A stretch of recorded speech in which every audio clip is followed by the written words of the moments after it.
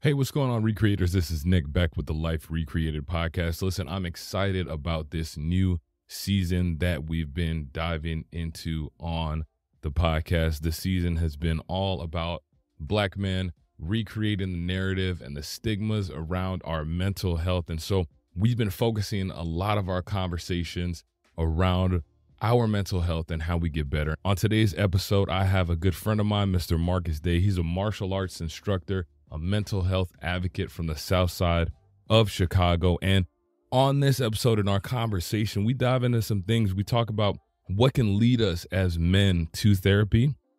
We also talk about how Black men sometimes talk themselves out of taking care of themselves. And lastly, we explore the power of opening up. I was so fulfilled, so enriched, and so encouraged by this conversation, and I think you will be too. So if you're ready to learn with me, let's dive in. Marcus, how you doing, brother? I'm good, man. Thanks for having me on. I appreciate it. Absolutely, man. I'm glad you're here with me today, man. So let's dive in, man. What ended up happening that the therapy? What was the whole culmination? You can share as much as you feel comfortable with, but I'm really curious. It was probably like November 2019. I was late just sitting in bed watching TV, and just out of nowhere, I was just thinking about my life. And it was like a month before my 37th birthday. And I just felt like I started having a panic attack. I started crying. I felt like hopeless when I thought about my life. I thought I was failing at everything. About a year early, I got dumped by my girlfriend who I was planning to propose to. I failed as a writer. I thought I was failing as a writer. My mom had just went into the nursing home after I'd been her legal guardian for about 10 years. I thought I was just failing everything and everyone in my life, including myself. And usually I'm a pretty optimistic person, but that was the first time ever where I felt like nothing was going to get better. And what's the point? Who's going to remember me? Who's going to think about me? If I disappeared today, who would even be thinking about me a year from now? And I was just overwhelmed with this sense of hopelessness. And I started thinking about ways to end my life. And I couldn't get it out of my head. I could not think about anything else. I was sitting there sweating and crying in my bed. And I was alone in my apartment, and I was just going through different ways I could do it. And I was just so scared and freaked out. And I ended up calling the suicide hotline. Oh, so this is a 988, the 988 hotline? Yeah. Okay, gotcha.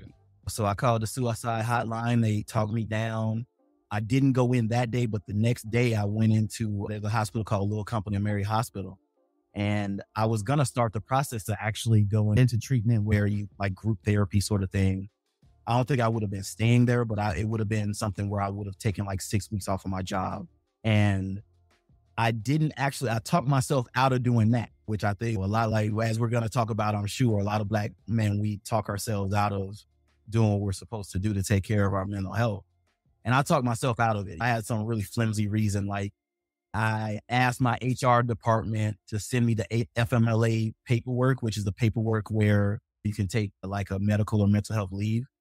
And there was like a clause in there where they said, okay, under the law, they have to bring back with the same pay, but they don't have to bring back in the same position.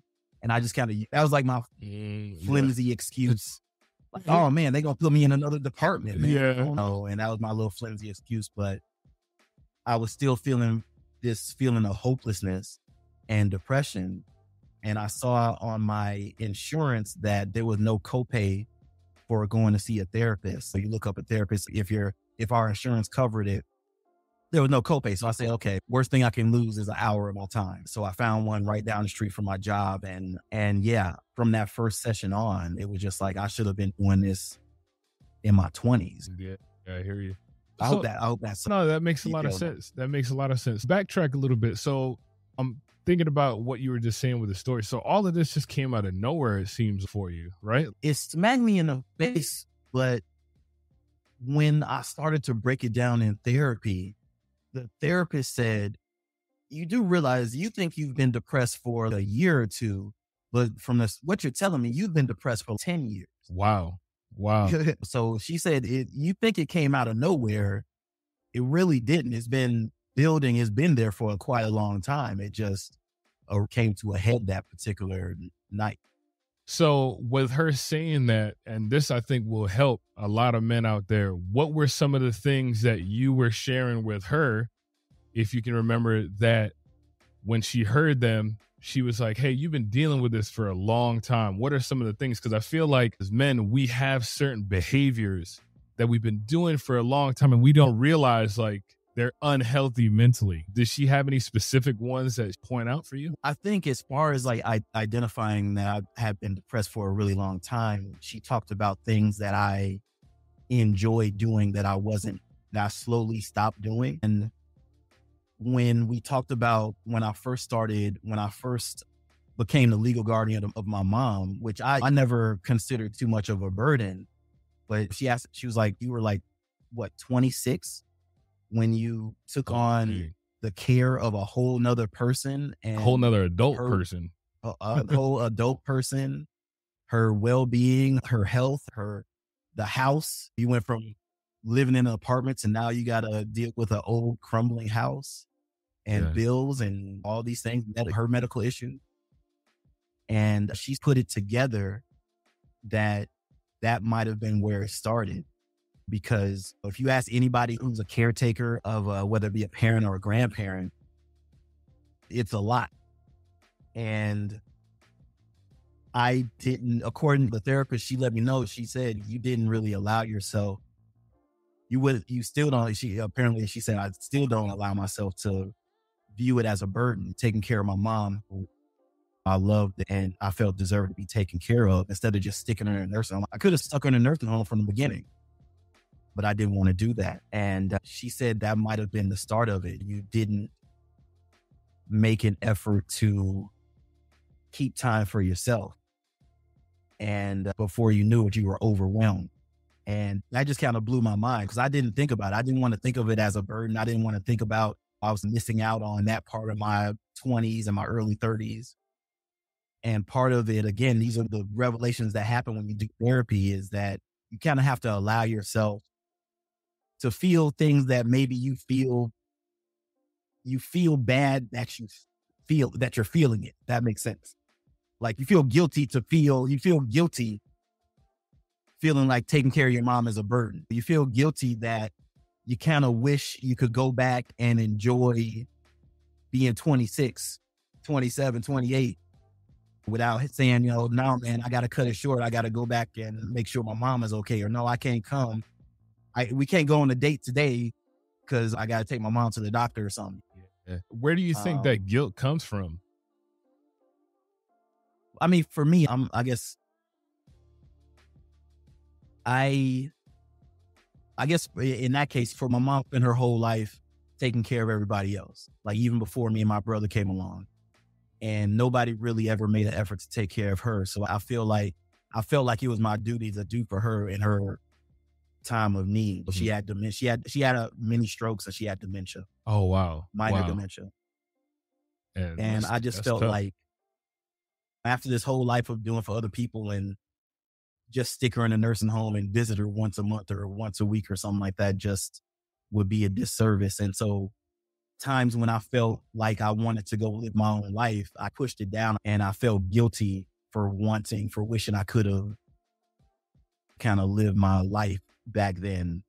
And I wasn't really prepared. And that was part of it. And I wasn't writing as much. I wasn't doing martial arts as much, like slowly over time, that kind of making sure my mom was okay as her conditions worsened. Yeah, it kind of consumes your whole life, really, in a sense, man. Like for the most part, you know what I mean? Yeah.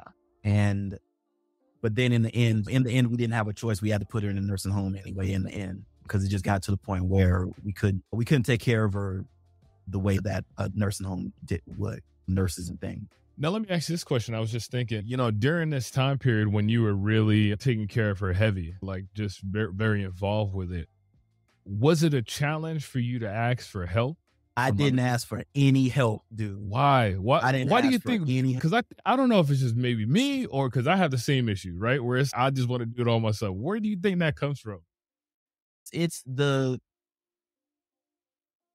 I want to call it the myth of the strong black rock. Like you got to be a rock, but I don't really actually I don't think anybody actually is a rock.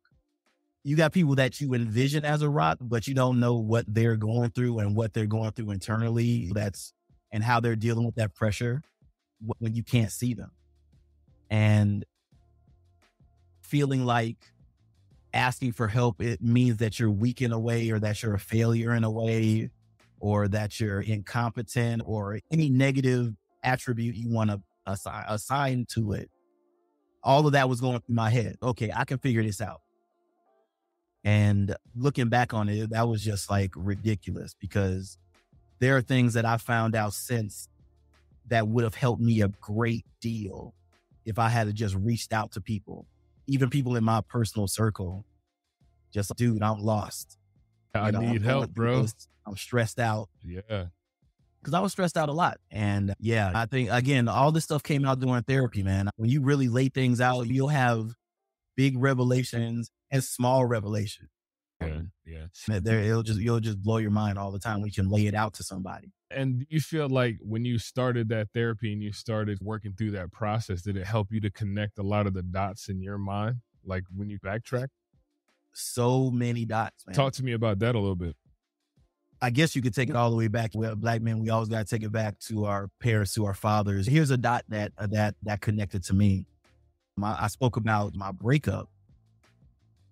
And after my breakup, when I was talking to my therapist and I talked to one or two close friends about it, one thing that was glaringly obvious was how, at least emotionally, I was putting in a lot more than my ex was. And my sister, of all people, this wasn't even my therapist, this is my sister. She said, I know what it is. You just spent your whole life trying not to be like our dad, that you just turned into your mom. And that, because really my whole life, I'm just like, I'm not going to be like my dad. My dad didn't really, wasn't there emotionally for my mom. He wasn't there emotionally for us. He didn't treat my mom right. He was kind of always out drinking and doing his whole own thing. I said, you know what? When I find the girl that's the one, I'm not going to be I'm going to be present. She needs me. I'm going to show up. She needs a shoulder to cry on. She needs to talk to me at 2 a.m. because she's going through something. I'm going to be there. But at the same time, my mom, again, connecting dots. You got to realize the flaws in both your parents, even the ones that, somebody like your mom that I really love. My mom, she never really stood up for herself. And she was always taking care of everybody else. And really, she never said no, even if it was for her own sake. And my sister kind of realized that breakup, when I was talking about it, made her realize, or try to make me realize, that I was doing the same thing. And the only reason I opened up to my sister was because I had been in therapy. Being in therapy kind of started this rock, because now I'm open up to people all the time. Yeah. And I didn't do that before therapy. And we can talk about this later, but I've been seeing, I'm not the only Black man in my social circle who's open to it when you kind of open that door. What has that been like since you started there? Like you just mentioned your social circle and the guys that you know and stuff like that. Have you talked to a lot of people in your circle about what your experience has been?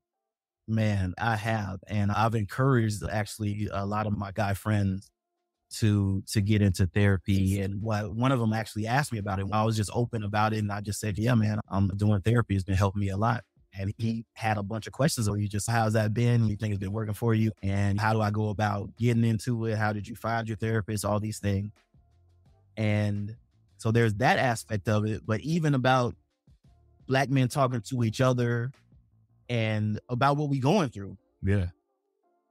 The whole girlfriend thing. Like, I remember doing lockdown. In a weak moment, I was telling one of my friends, like, man, is it wrong? We've been broke up for 2 years. And I'm trying not to call my ex right now. And my friend, he was like, dude, don't feel bad. You're like the 5th guy telling me that right now. Yeah. Now I'm trying to talk out of calling they ex-girl. Yeah. Especially during the pandemic. You know what I'm saying? Especially during the pandemic, man. We on lockdown. Yeah. He was like, don't feel bad, man. he was like, don't feel bad. I've had to talk down a couple guys. Talk them off the ledge, bro. You need those friends though. You need those friends because they'll keep you from making some crazy mistakes. You know what I'm saying? Exactly. You know, that's good. And I think, but the thing is that I'm just surprised that at least with the guys that I'm closest to, a lot of them are open to talking about deeper things. It's just opening the door. Nobody wants to open the door. Like we sitting here, we can talk about sports, we can talk about women, we can talk about whatever. It's just which one of us is going to open it. Open that door about, you know what, man, I've been going through this or that. You know what I'm saying? I've been in my feelings about whatever, or my job ain't going the way what I wanted to, and I'm a little depressed about this or that. Which one of us are going to start that conversation? But I think, again, I can't speak for everybody, but the guys in my social circle, I have been the one to kind of breach that topic, and I've been surprised with how many of them have responded positively. Okay, so talk to me about, and I'm glad you brought that up, with being the person to open the door, because I think that what I'm trying to even do here and in a lot of these conversations is be like the person that opens the door. Let's have a conversation. When you started therapy, do you feel like there was a change in your approach to being that person? Obviously, you're the one that's like opening up these conversations with men that normally wouldn't have that.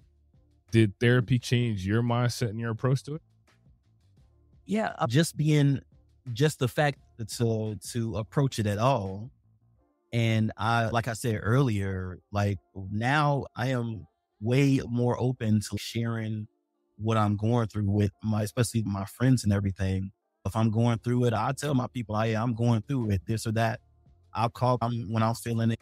I talked about my mom. I actually lost my mom this past July. Oh man, sorry to hear that. These last several months, man, look, I have not hesitated to call some people in the middle of the night crying. Yeah. Do you have a list? Do you have a list of like people that that, hey, this is who I need to call if I'm in a certain... Not a list.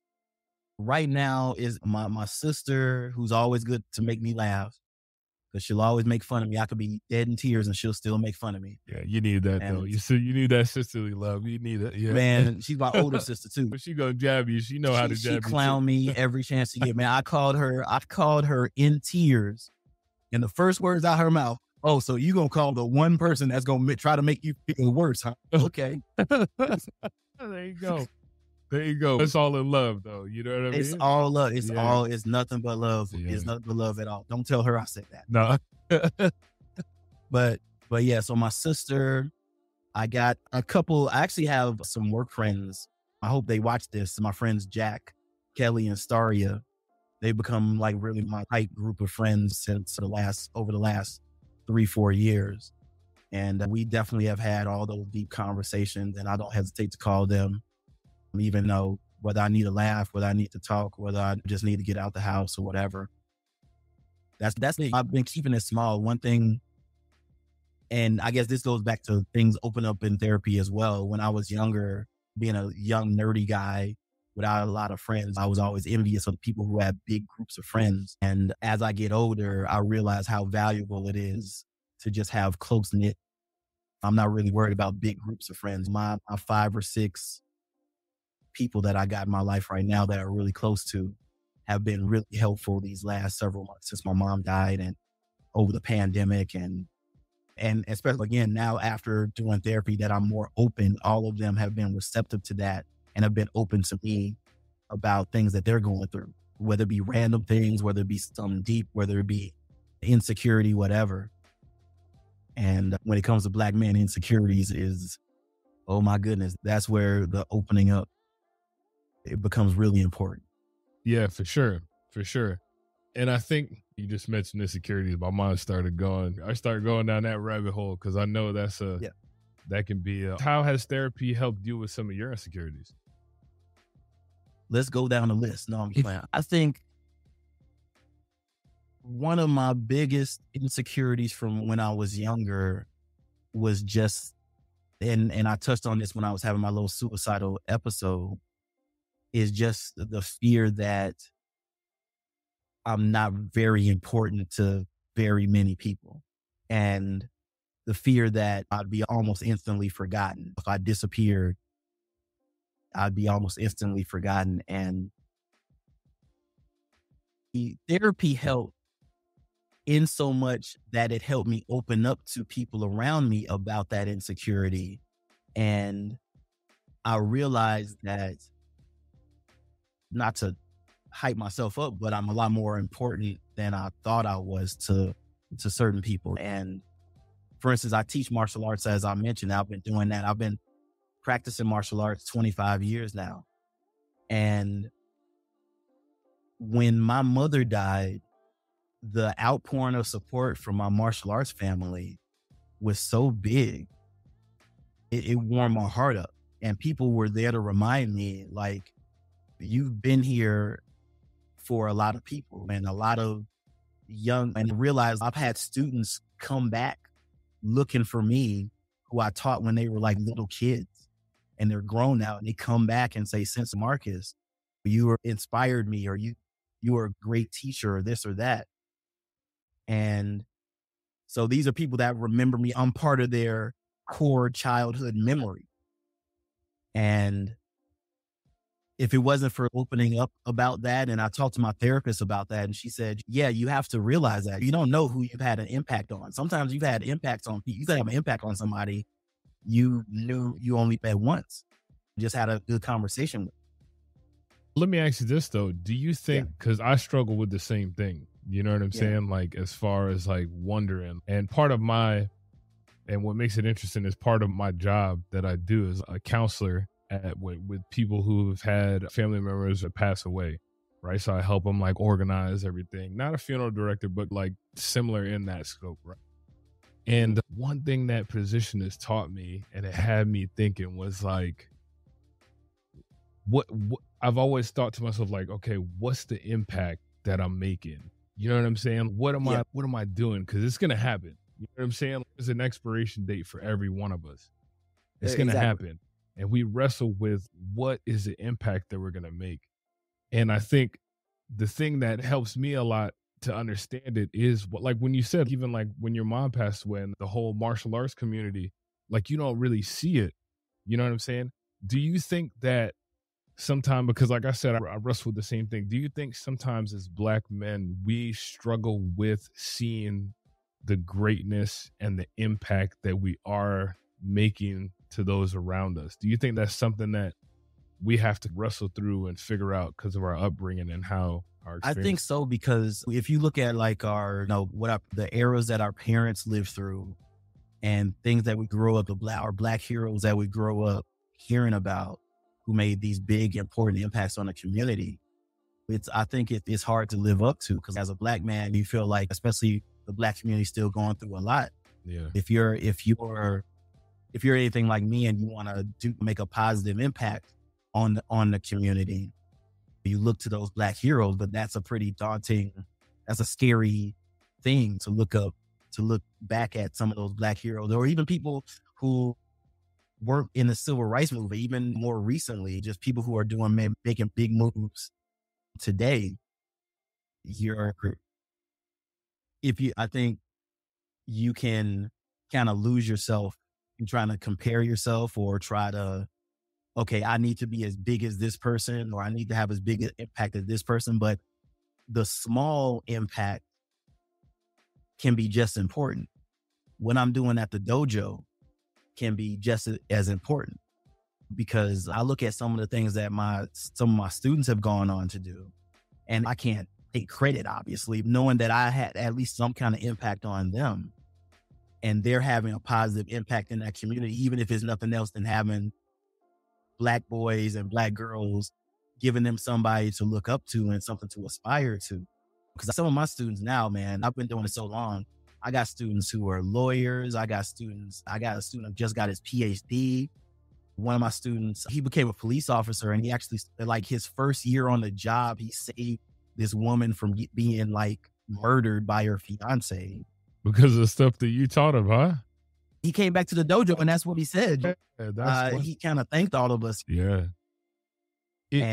But yeah, having that, even having what you think might not, you think what your impact might not be so significant. Like I'm thinking like, whatever, I'm just some karate teacher in some dojo on the South Side. What is that? Even something like that can be a big impact on a community because it can lead to other people making bigger impact. Yeah, for sure. And it reminds me of something me and my wife were just talking about. And she brought up something because the same insecurity we're talking about here is like, how do I make this impact? And me and her, before I got on the call with you, we were just talking and we were just talking about my past. Like I was sharing things with my past, and I open up and I share a lot of stuff with her about things that I went through and gone through growing up. But what was interesting was like, we were looking at other people that I grew up with, same age as me, and the paths that we ended up on were complete opposite. And so my wife brought up a good point. She said, look, there's 20-year-olds, like in your case, in your situation, in your dojo, that are looking to you and they're like, oh, wow, this is a 37, 38-year-old black man. This is what it can look like if I stay on the right path, if I stay on the right. Because I think for a lot of us, it's a lot of times we're not seeing, even though we do see the greats, we do see those impacts. But for most of us, man, like our example of what a black man can be as he grows and as he gets older, man, we're not really getting to see a lot of that. You know what I'm saying? It's in true. real time. And then the black men that are older than us, sometimes they're reluctant to do things like this, where they're like, yo, I'm sharing with you my knowledge. I love talking to older black men. You know what I mean? Because I'm like, yo, give me some, because I want to be where you're at. Yeah. So I love it. And I think I've been fortunate. One of my karate instructor, my first karate instructor, he's talking about giving me the game. He's always been open, not always about emotional things, but even before I started therapy, he always has interesting perspective. Like you were talking about your wife. I asked him about relationships, and I think I was still in my late 20s, maybe early 30s. He had just lost his first wife. She had passed away, but they had been married for something like 35, 37 years. And I asked him, what does it take to make a relationship last that long? And he told me something unexpected. I thought he was going to be super traditional, find you a submissive wife, find you blah, blah, blah, blah, the traditional way. But very surprisingly, he said, you need to find you a smart woman that's going to challenge you. For sure. 100%. 100%. He said, look, you're a smart kid. Maybe a dumb guy could go just get him a pretty airhead, but you're a smart kid. That's not going to work for you. Yeah. You need to get you an intelligent woman, an educated woman, a hardworking woman that's going to challenge you. It's going to be frustrating at some time, but in the end, you're going to be in a better spot. And he said, look, my wife sometimes would frustrate the hell out of me, but I made better decisions with her around. I ended up probably making more money with her around. He was retired. He had just retired. He said, I'm doing really well in my retirement because of decisions that she helped me make. For sure, bro. And that's a game that's probably the best advice I ever got. And I don't look for anything less than that. And if you don't mind me, I'm sorry, going back to when you brought up your wife, you actually brought up another insecurity that I think that I'm still working on. And I think a lot of black men work on, which is opening up to women. How have you felt? In what way? What do you mean? Being vulnerable, open up about your emotions. To my wife? Your insecurities, talking to your wife or your girlfriend about stuff that make you feel insecure as a person. So I will say this. So 2021, I had my kind of a similar experience that you did. And I went and I was in a dark place, bro. It was the first time I had ever, that I know of, experienced depression and went through that, man. And I was hurting, bro. And I'm similar to like your mindset. Like my whole life, I've just been like, I get over it, whatever. I bounce back. I'm prior military. So I was in the military for a while. You get that mindset where you're just like, I'm a train. I'll just keep going. But I crashed hard, bro. I was working hard. I was like just trying to make money and do that. And I crashed, man. And I was like, I can't do this. So when that situation happened, one of the things that I really learned, because like when you're in that type of space, you don't feel like anybody around you can understand where you're at. And there was a situation, man. I woke up one morning And I was like, I was ready to just, you know what I mean? I was like to the edge. Like I was like, yo, I Yeah. can't do this no more. And I was sitting on the edge of the bed. I was upstairs talking to my wife, and I was just like, I was telling her, I was like, yo, I don't think I could do this, man. I don't know what to do. That was the thing I kept saying. I was like, yo, I don't know my next step. I don't know what to do. I don't know what to do. And she came behind me and she was just like, yo, I don't know what we would do without you.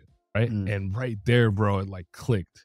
I'll be honest, that whole moment up until that point in my marriage, and up until that point, we had been, this is 2021.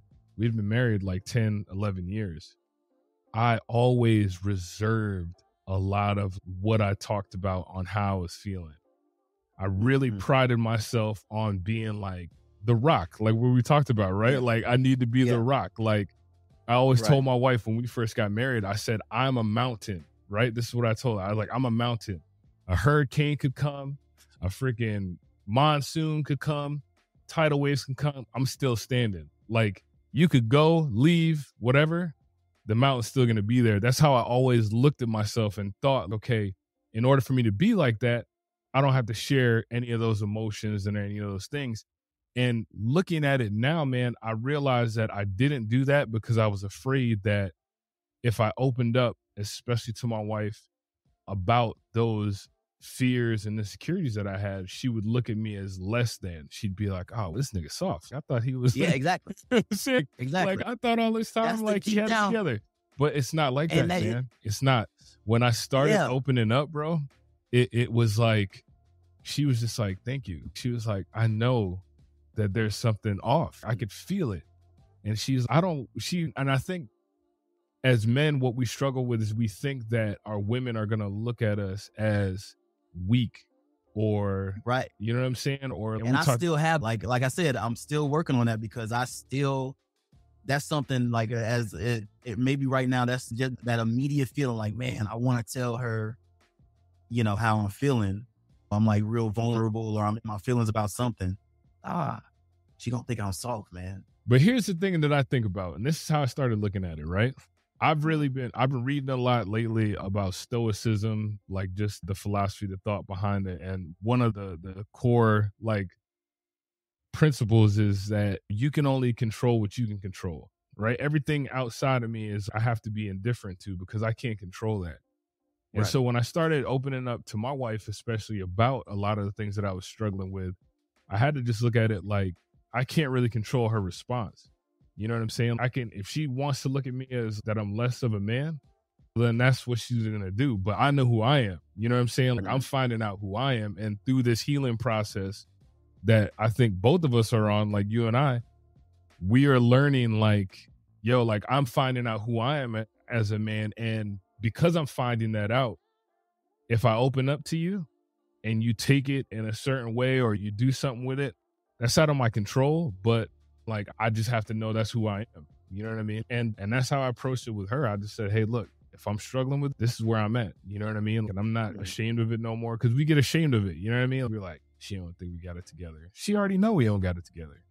Come on, man. That's our ego. As men, our ego is telling us that we got to portray that we got all our stuff together. And we don't. And at a time when almost nobody does. Ain't nobody got it. You know what I'm saying? Nobody, bro. Everybody out here, bro. This is my thing. This is my biggest revelation just recently, bro. We're all here. Like we're having these conversations like you and I. And we're all struggling with the same things, but we're all trying to pretend like we're not. You know what I'm saying? And it's like, why? Yeah. It doesn't make any sense. Yeah. And I think one part of this might be from therapy. Part of this might just be getting older. I just turned 40. Hey, congrats, man. Join the 40 club. I turned 40 last year. Love it. Yeah. Yeah. But it's just like as time passes and you start, I think therapy really has just made me think about, like you said, like things you can't control and being more indifferent. Like I've read about stoicism. I haven't knowingly practiced it, but just again, I still kind of internalize the whole opening up to if I'm dating somebody. But as far as being accepted or being in this social group, or if whether or not this young lady I want to talk to if she's interested or not, I'm not taking it hard. anymore. Somebody's not interested. I can't say that I pine for anyone. And same thing about whether my supervisor at work, who isn't really my supervisor, she's just in everybody's business, whether or not she likes my work. Yeah. So I'm finding myself caring less and less about that. Like you said, I know my capabilities. I know my feelings and what I can control. And it's weird because you get a little more confident when you think like that. Yeah. It's a weird thing. Yeah. So do you feel like the therapy helped to you to get a little distance from stuff? Because I think that's what happens, right? Like you start, because a lot of times I think, and with therapy in my experience, is that I realized I was so in my head. You know what I'm saying? And then the things that I was in my head about, when I really looked at them like objectively and the reality of them, I was like, oh, wait a second. This is not like what I thought it was in my head. Do you feel like therapy helped you to do that? Yeah. I'll give you a specific example. I was telling my therapist about how much of a failure I felt because we lost our family home. We got foreclosed on, and I felt like it was my fault. How old were you? How old were you when that happened? I was in my 30s, but it was already in trouble when I took it over. I got you. When I took over my mom's estate. I got you. And my therapist, she shut that down because she just asked questions. This is you're brilliant when you got a good therapist. They'll make you realize stuff just by asking you questions. Yeah. And she was just like, if the house has been in your family since the 70s, wasn't it paid off? I was like, yeah, my grandmother paid it off, but then my mom got a second mortgage because she wanted to get a bunch of renovations done. So she said wait, she got another mortgage in her 50s, a 30-year mortgage? I said, yeah, I tried to talk her out of it, but she wouldn't listen. And she was just like, it was her house. She can do what she wants. And she said, so why is it your fault? That she got a mortgage that you tried to talk her out of and had trouble paying it. How is that your fault? And I said, well, I should have tried harder to talk her out of it. He's like, how are you going to do that? How is somebody's kid going to talk them out of doing something that they want to do with their house? Yeah, exactly. Yeah. I'm sure that was probably mind blowing to you when you heard that. You were just like, dang, I never looked at it like that. I did not look at it like that because, man, dude, that house had been in our family for 50 years. My mom was 73 when she passed. She was 21 when they moved in that house. Dang. And I just felt, oh my God, I've screwed this up. I done lost the family home. And yeah, the therapist just framed it, like you said, that distance where you look at it from that other perspective. And sometimes you need another person to give you that perspective. It just changed my whole outlook on it. Yeah. So that was a big one. Yeah, I could feel you on that one. And it's almost like a revelation. And I think that's where I think as men, we have to realize too, that's what therapy can do for us. It helps us to look at things objectively rather than because we get so stuck in our head, bro. In our head, we think it's a certain way, but then when somebody explains it to us, we realize it's not really how we're thinking it. That's the power of opening up, right? To a therapist or even to your people. Therapy is good because you can really dig deep into stuff that, maybe you wouldn't automatically talk to anybody about. You can talk about your secrets and all of that. But even other stuff, you just getting somebody else's perspective on it. Things you're scared to, like as a writer, you're always scared to show your work to people because you think deep down you think you suck. Yeah. But then you show your writing to people who are being objective even. Like I've shown writing to people who didn't even really know me like that and had no reason to be nice about it.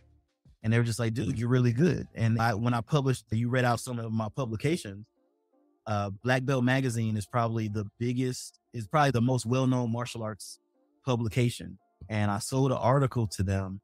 And the head editor, did not have to say this. He wrote me an email thanking me for the article. And at the end, he was like, by the way, this is some of the best writing I've seen in a while. Nice. I was like, and he didn't have to say that. And it's just, I think therapy kind of has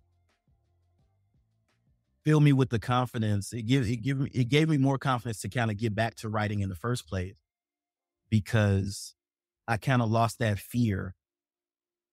I lost that fear because, like you said, you can't control how people are going to react. So I said, you know what? I might as well just start putting stuff out there more again.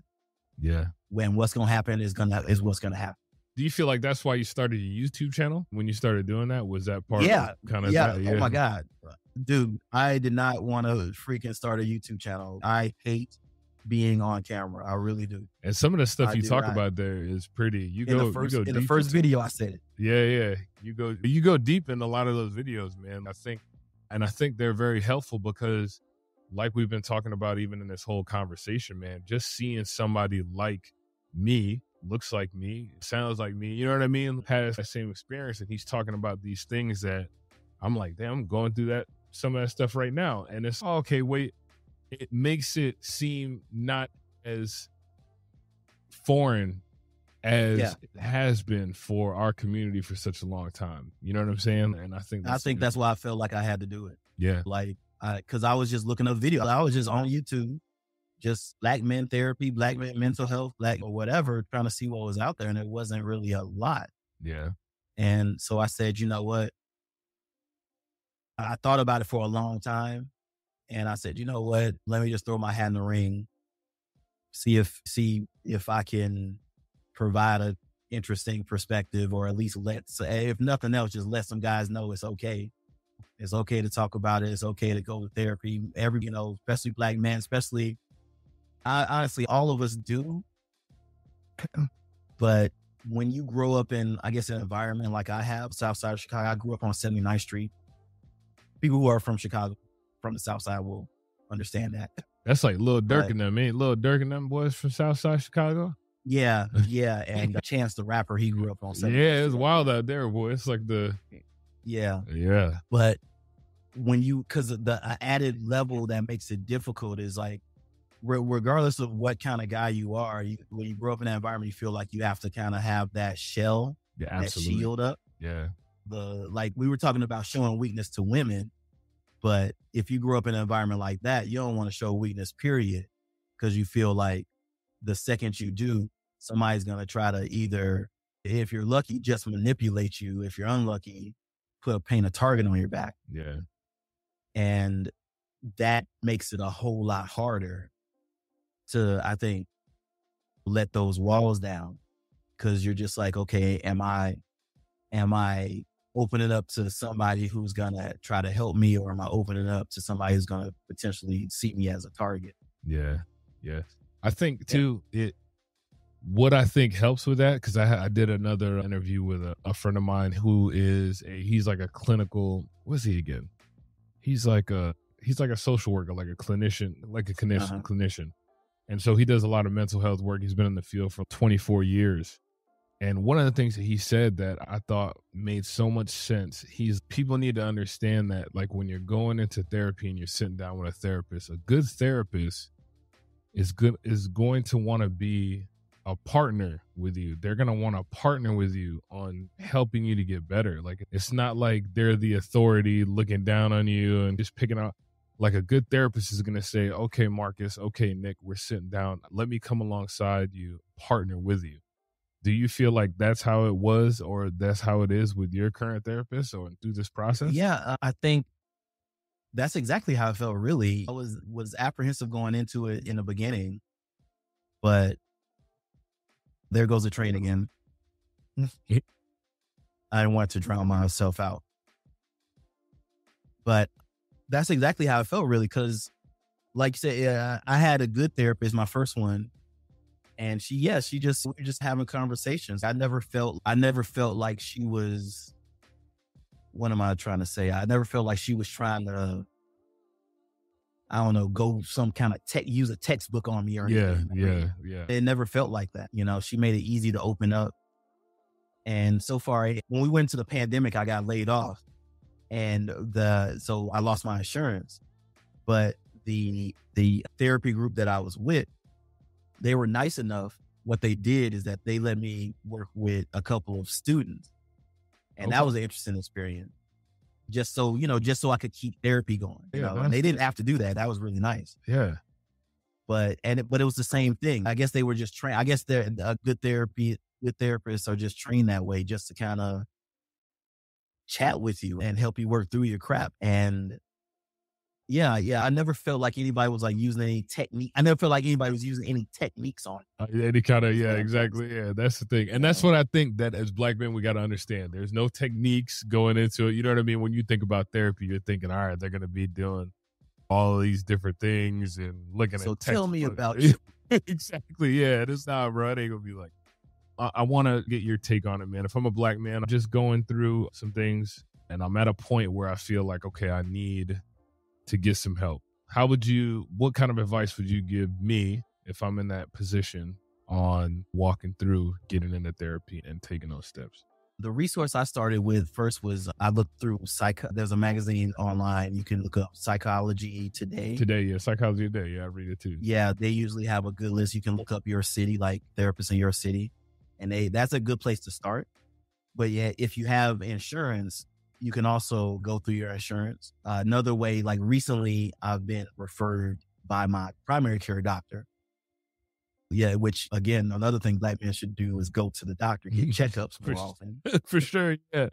Twice a year for me, bro. Hey, yeah. Once I hit 40, I'm like, yo, twice a year, check me up, dog. Yeah. I'm trying to get my brother to do that now. Yeah. But yeah, that's another way, your primary care physician, or even if you go to urgent care or something like that, if you get a checkup, you can always ask them for a referral for therapy or whatever, for whatever you're going through. So the resources are out there, but Psychology Today is where I started.